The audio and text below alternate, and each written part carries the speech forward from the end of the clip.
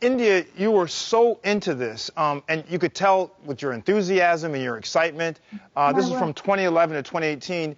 How was this taking over your life? Like, you went from one person and you were gradually becoming another person. How was it taking over?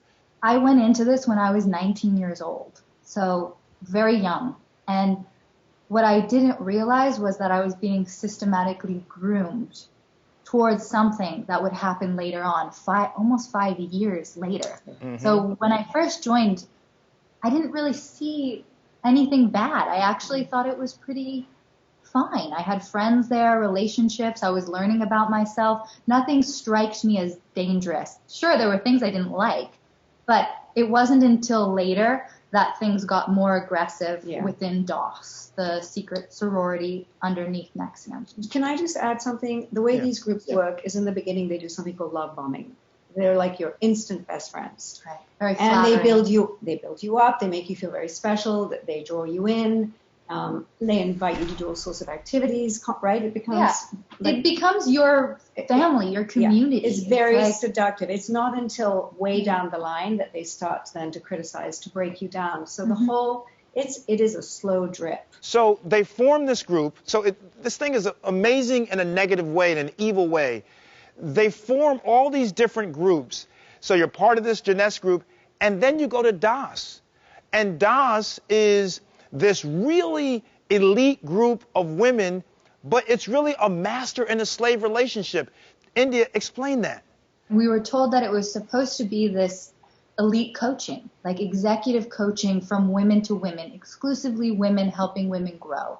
And it just got more and more aggressive and more devious the longer I was in DOS. So Allison Mack was your master, the famous actress, and you had to wake up in the morning and say, good morning, master. You had to call her master, good night, master. And then her first thing telling you that she wanted you to go and seduce Raniere. I mean, this is just, you can't believe this unless you see this documentary.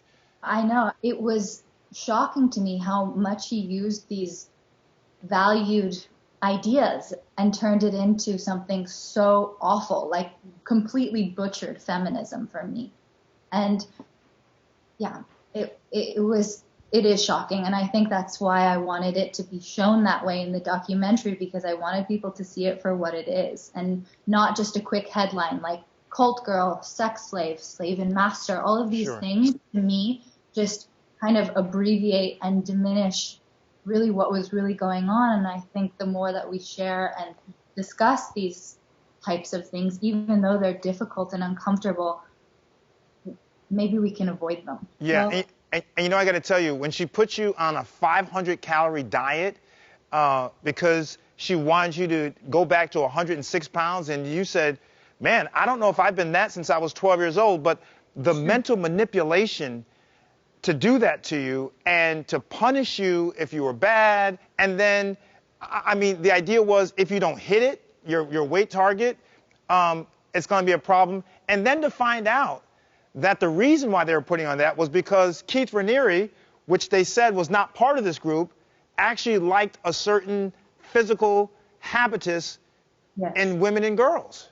Yeah, I did not know that. And when she was talking to me about dieting, she was doing it in a way that it was supposed to make you stronger, more accountable, more capable of pushing against physical discomforts, all of these things that in theory sound good. So I could rationalize while I was being coerced into doing what they wanted, which was sleep deprivation, calorie deprivation, working constantly, and also being ultimately obedient to someone. It's no different than an abusive relationship. And that is another thing that I've had to really go deep into in my own healing as well.